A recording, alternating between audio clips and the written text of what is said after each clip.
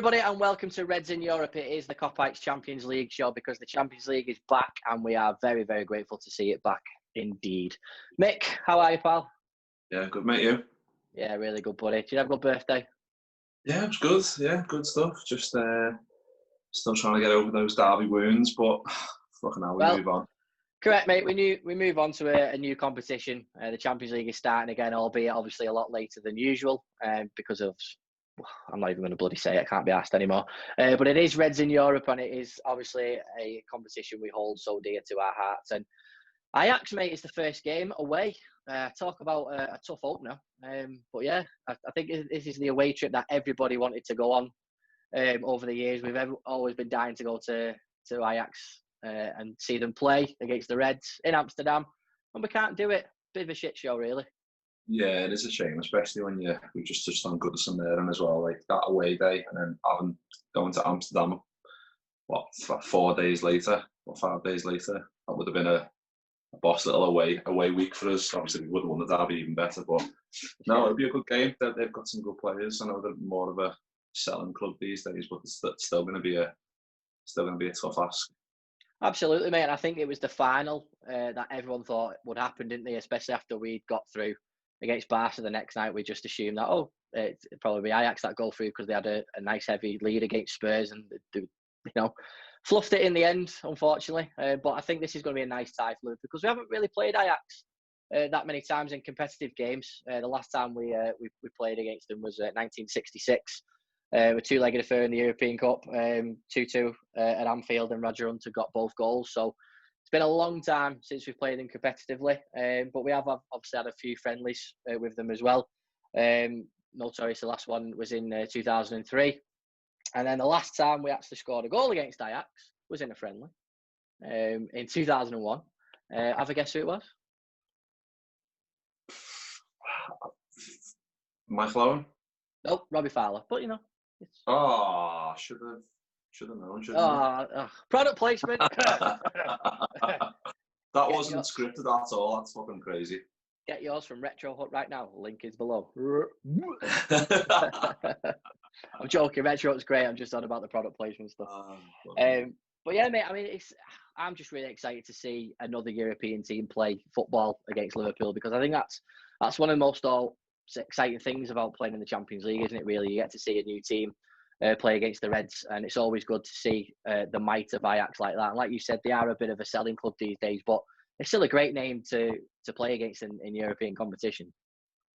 Yeah, definitely. Like it's one of those names synonymous with creating great football and players and like loads of legends over the years. So it's going to be a tricky one, and it's probably best to get this one out the way because this is maybe our hardest away game that we'll have. So it's probably best to get it out the way now. It's going to be like you said, difficult without Alisson, and especially without, as we just on the last podcast, without Virgil van Dijk. But it's going to be a hard one. But we'll see. Matip and Gomez just need to turn their dials up a couple of notches. I hope this is the first of many for them where they can go on a bit of a run and solidify a boss little partnership together because they're more than capable of it. We know they are both quality players. It's just need them to stay fit and just fucking pray to God. That's it, mate. I mean, you talk about the team selection now. It's the back line sort of picks itself, doesn't it? Given what happened at the weekend, and like you just said there, we need everybody on song. I mean, we obviously, again, as at the time of recording this, we don't know 100% if Matip's going to be playing. There's been rumours saying that Klopp said he won't be available. Then there's others saying that he will. But we just assume it's going to be Matip and Gomez, and I'm the same with you, mate. Just hopefully we can answer some questions that we can do the games without Van Dijk because we haven't missed him since he started. Yeah, and it's difficult because there was a Matip video floating around, wasn't it, about him going to Spy Hospital after the game, but it turns out that was before the game. But he did feel something in his leg apparently, so we'll just have to see.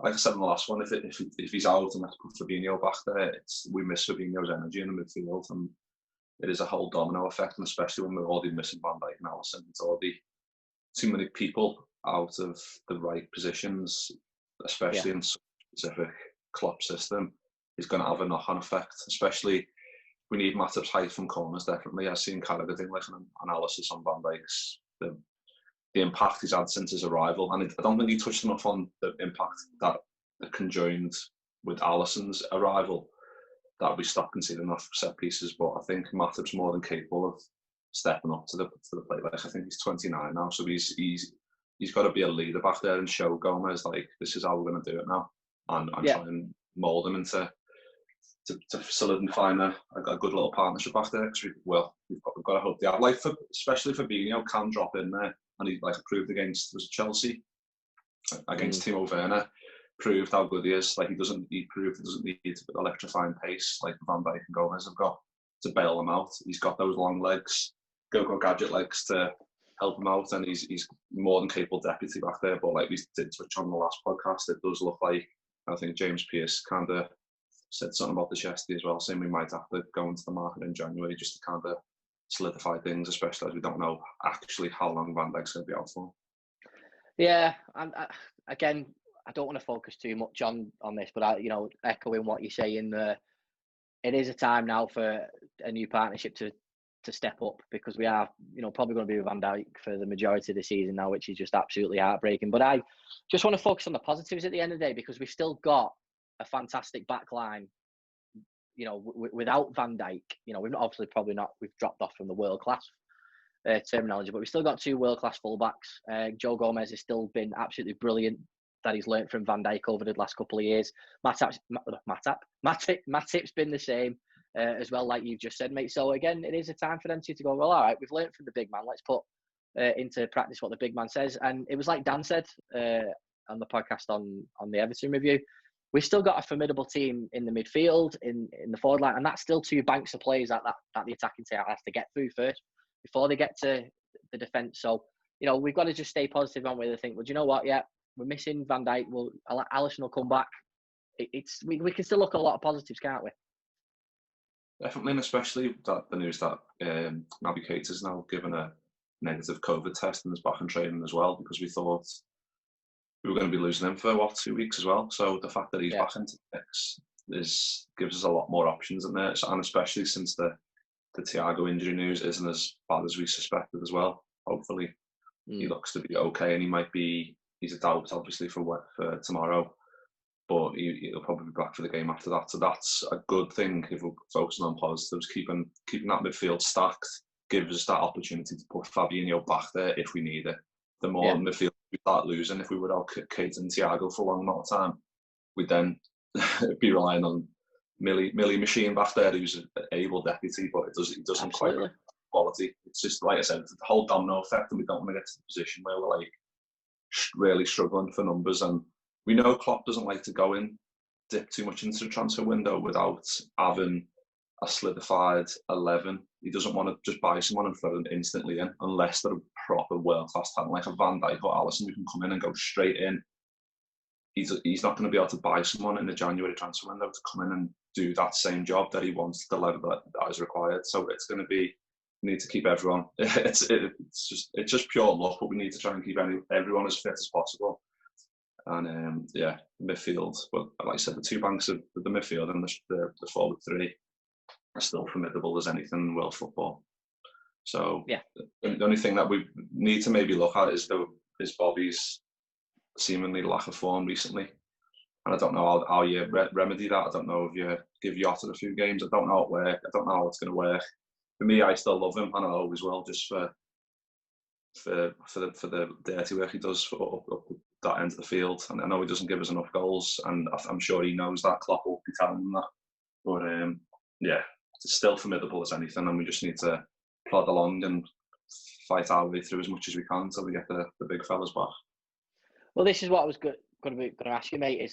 Are you thinking, we've got Sheffield United as well the following weekend, and there's obviously, we need the points in the league because we need to keep up that momentum and stuff like that. And is there a case for, do you try something different? Do you put Diogo Jota in that middle of the front three? But then, like you just said, you're dropping out Firmino, then Salah and Mane might lose a bit of their game because of the work that he does. But again, you're not going to know unless you try something. And it's interesting because of losing Van Dijk, and we have to shimmy some people around.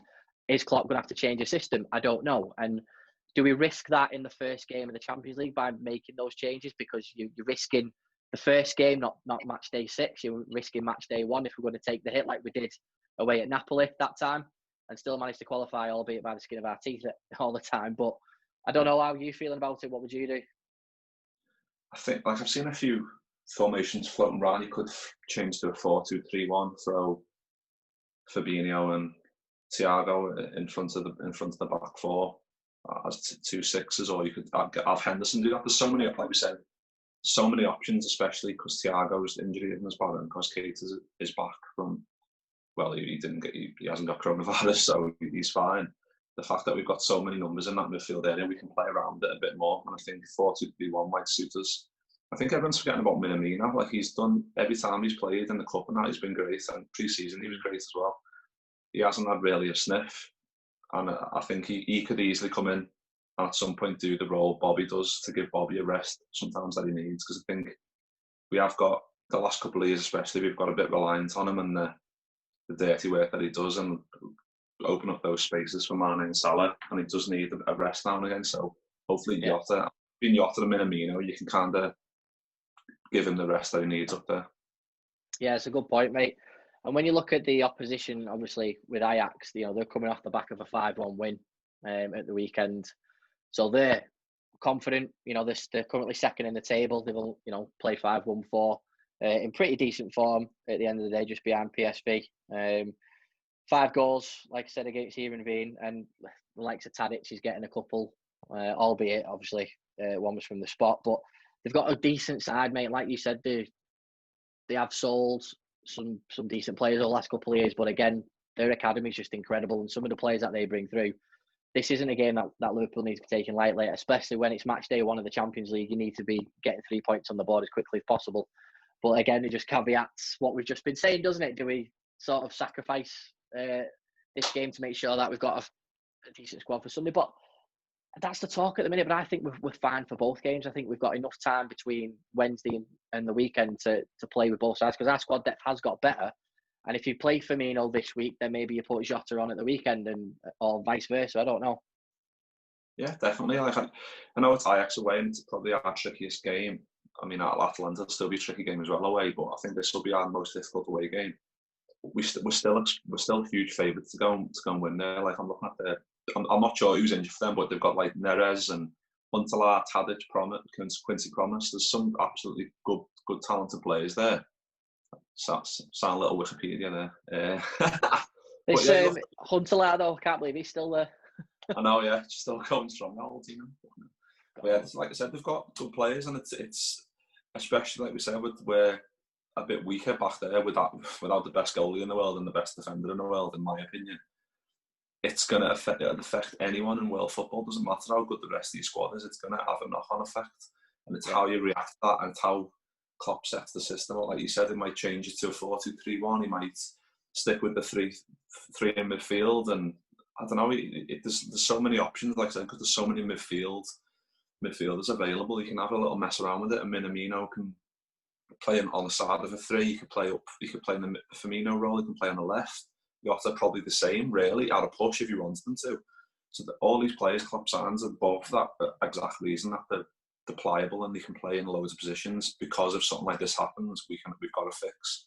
Yeah, and that's what we've got to hope on. Especially it is daunting when you lose your the 2 signings that major into the force you are, and all of a sudden lost. I know Alisson's back, might be back for the City game on the 7th of November, which is great news. But losing Van Dijk's huge, and I think it's just how you react. And there's anything to go by, like the way Klopp's been since he came 5 years ago, we've only got better. So I imagine it's going to be a struggle, more of a struggle definitely this year in the Premier League. And it's like you said, Sheffield United game on Saturday, I think, isn't it?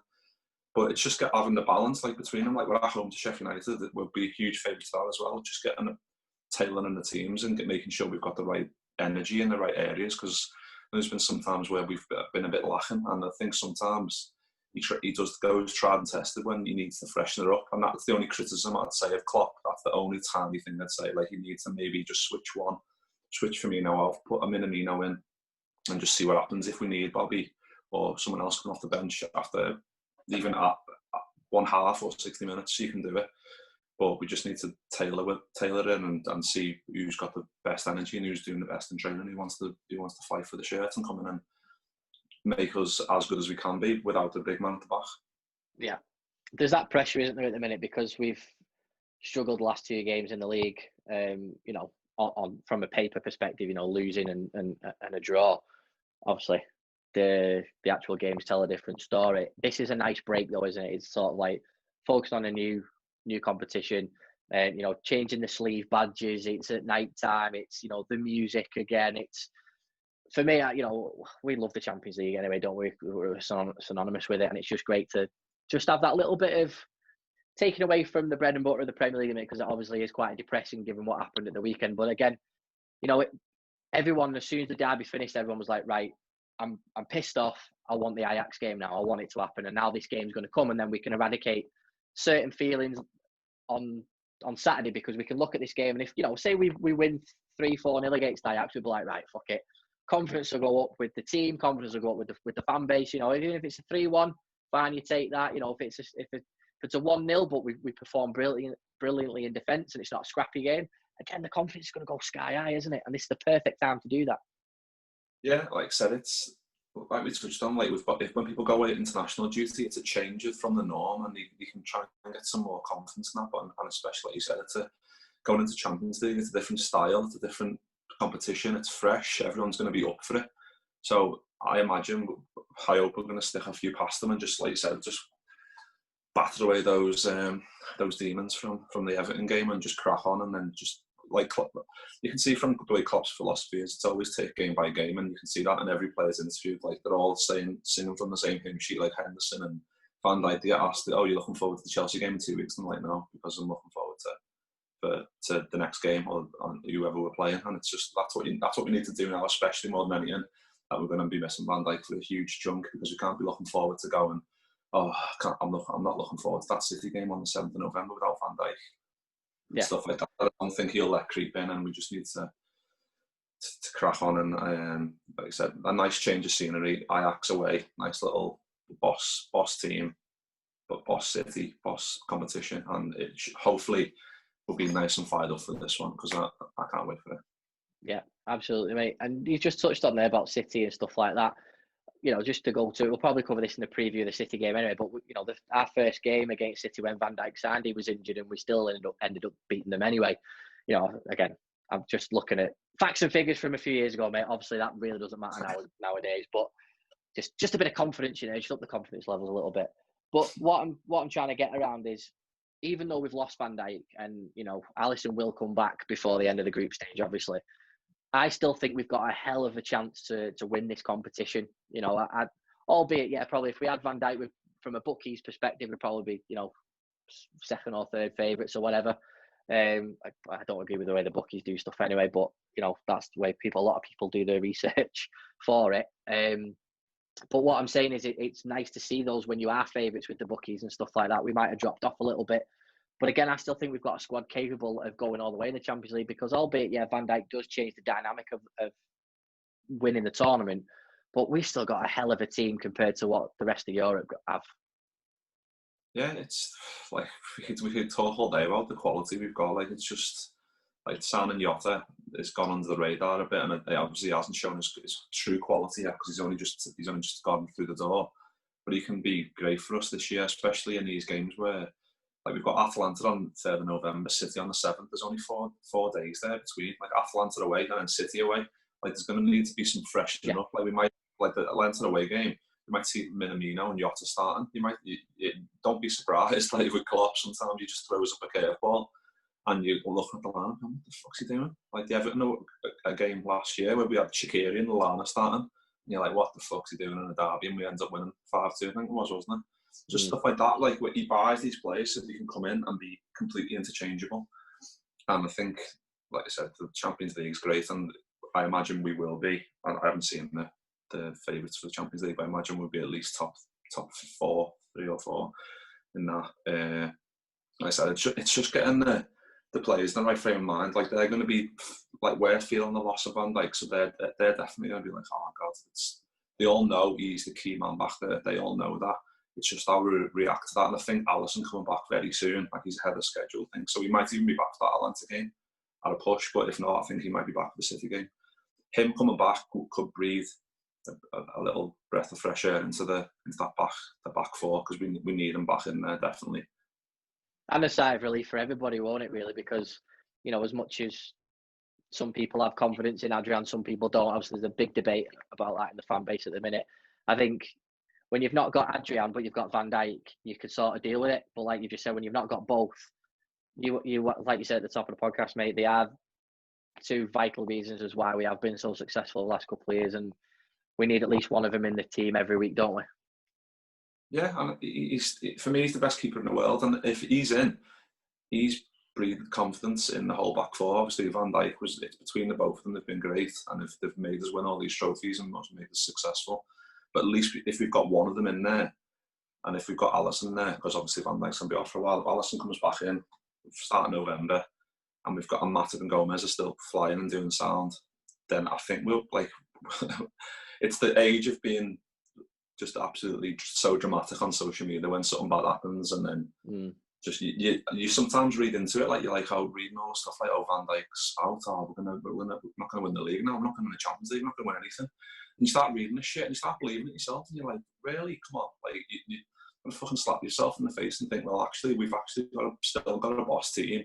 Losing Van Dijk is huge. We all know that, and we all appreciate that, and it's going to be difficult. But the players we've got in reserve, if their fitness remains the level it needs to be, and the bodies don't fucking break down, will actually be sound, and we're still capable of going on a huge run of wins or unbeaten run and doing really well in both competitions.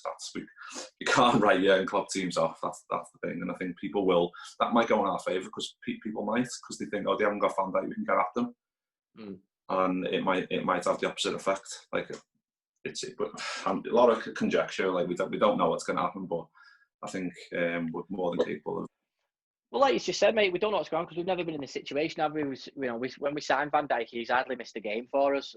You know, maybe the odd one he's sat out, or he's had the odd little niggle, but we haven't been out we haven't been without him for a long time. So this is going to be a massive eye opener, and it's too soon for anybody. Nobody is qualified to judge this right now because they haven't seen it before. If you've seen it before, you can judge it, but we haven't seen this before. So everyone just needs to just calm down a little bit. We just need to just enjoy the next couple of weeks if we can, because it's a new dimension for us. Like you said, Klopp might change it up a little bit. Players are going to, they're going to improve under this because they're putting added pressure on themselves. So just want to go through before we do the score predictions, I want to do your starting lineup, mate, who you're picking. So obviously you're going to pick Adrian in goal. Your back four is? If Matip's all right, I hope he starts him. So I'll go Trent, Matip, Gomez, Robbo. What about you? Are you thinking the same, yeah?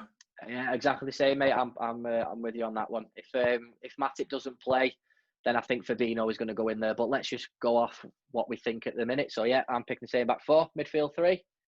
Now that Keita's sound, I hope he does start. I hope he goes Keita, Fab, Hendo. To be honest, those three. I think Keita needs minutes in the legs because it is a bit annoying. Like he keeps like having.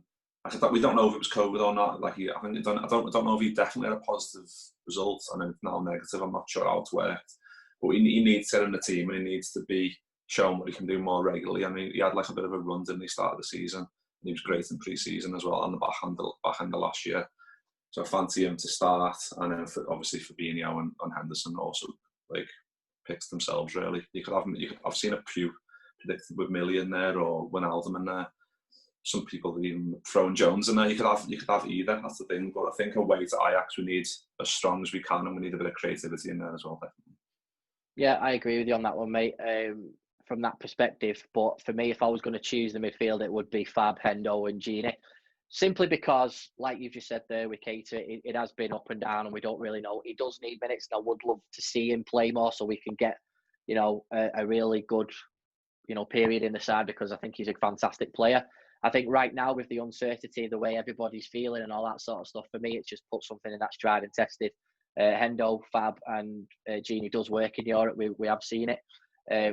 Obviously, some games it doesn't, but majority of the time that has always worked for us. So that would be my midfield three. But I would be made up if Keita was in there as well, because it shows he's ready and Klopp's got the confidence. Front three, should we bother asking you that?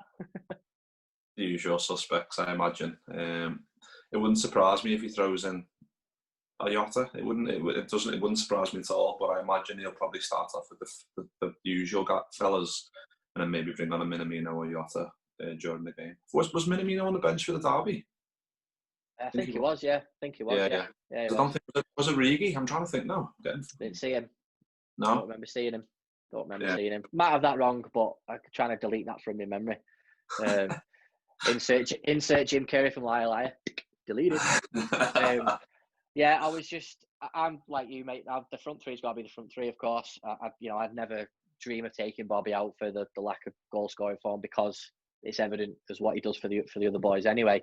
But I wouldn't be, if Jota was starting. I really wouldn't be disappointed. The other thing that I don't know, and maybe I'm speaking out of turn here and stuff like that, is I'd love to see Jota right in the middle. I really would. I'd love to see Jota in the middle of the front three, because when he came on, Mane goes in the middle and then Jota's on the left-hand side, isn't he? And for me, I would just love to see Jota in the middle, because I know he can do that. I've seen him do it for Wolves. But that's what I would love to see, because I think when Mane comes inside, the relationship he's got with Robbo is just so important for us as a team, and the balance. That would just be my preference. But if Jota does come on for half an hour, that's the way I would like to see it. Yeah, like you said, I think we rely so much on those little like duos you've got on all over the pitch, like Robbo and Mane and Trent and Salah. Like for me, if I was going to have to put any of them up front, if Firmino was out, I'd probably put Salah there. Salah up top, put Mane on the right, and have Jota on the left. Because I think Jota prefers left, doesn't he? I think Mane does prefer the right, I think. Obviously, he's been put to the left because Salah prefers the right. But I think for Southampton and for was it Leipzig? Was it? He was on the right predominantly for them. And I think when you see him over that side, like think of the goal against Villa where he's on that side, he cuts in and whips the boss ball to Robbo on the opposite side. Fastest hat-trick in Premier League history, and is it Southampton was all done from that right-hand side as well. Yeah. So like stuff like that, and Salah can drop into those pockets and do that. Like he knows, they all know the roles up there completely. I think when you like you were saying, if the only player that I feel the most if they move out of position, like you just said, is Mane, because that balance with Robbo, the left is more of our productive side. I think maybe we've seen more assists from Trent, but I think some of them are from set pieces and stuff. I think from a whole 90 minutes perspective, you're going to get more crossing to the box and more dribbles from that left-hand side with the Robbo and Mane than you will on the other side, in my opinion anyway. So I think when you disrupt that balance on that left, it does have a bit of a knock-on effect for the overall creativity of the team. Yeah, absolutely. So we move on to score predictions then. What are you thinking for score predictions? I don't want to fucking say we're going to get a clean sheet anymore, but I'm hoping this is the time. I'm going to go 2-0. 2-0? Yeah. Who's going to score? Let's have a see. I think Bobby might get one, I think I'm going to go Bobby and Salah. Okay, fair enough. I'm going to go with 3-1. I do think we might concede. There's a little bit of nervousness. I just think that we might be very dominant. We might go 3-0 up, and then towards the end we might concede a goal. So I'm going to go 3-1. And I'm going to go 1 each for the front three. Just going to spread that a little bit. So now that we've got the score prediction out of the way, mate, every time on Reds in Europe now, I'm going to test your Champions League knowledge. But it's always going to be against the team that we're playing, okay? And I might throw in some curveballs now and then. But your question this week, obviously, is about Ajax. So, first of all, I want to know, how many times have Ajax won the Champions League, European Cup, the whole time? And in what years did they win it? Ooh. Well, I know they won it 4 times. Correct. But I couldn't tell you what years. I haven't got a fucking clue. I know you're good with years and that. I haven't got a jar of glue. Give us a guess at 1 year. Go on, just throw one out there. 72. Correct, mate. Yeah. So, that's they do win it in 72. So they actually won it in 71, 72, and 73. They got a hat trick. One of only 2 teams in that era to win it 3 times in a row. Obviously, Madrid had done that in the 50s. They won the first 5. Bayern Munich have done it 3 times in a row. Madrid have obviously done it in the more recent era. And then actually in 94-95, Ajax had got the 4th European Cup as well. And what an amazing side that was. Oh, so yeah, mate, right. good shout, 4 times, which is why they have the number 4 on their sleeves, because they got the badge of honour from winning it 3 times in a row. Normally you only get that from winning it 5 times or more. So well done, mate. We're going to have that every time now on Reds in Europe. We'll give you a little tester. So you might want to brush up on your knowledge of Atalanta and what they called? Midgetland? Midgetland, yeah. Midgetland, yeah. Have to do a bit of brush up. I'll have to brush up myself. But that was Reds in Europe. That is our new Champions League show that we're going to dedicate to the tournament, obviously, and we'll have some separate stuff, not just about the teams we're playing. We're going to do some other Reds in Europe stuff where me and Mick look back on our favourite moments in the Champions League European Cup. I am Jay Pearson. That is Mick Moran. Thank you very much. We will be back to review the Ajax game and preview the Sheffield United game. And hope you enjoyed it. Give us a like, comment, and subscribe. Let us know what you want to see from our Reds in Europe show. And Mick, what's the line? See you next time.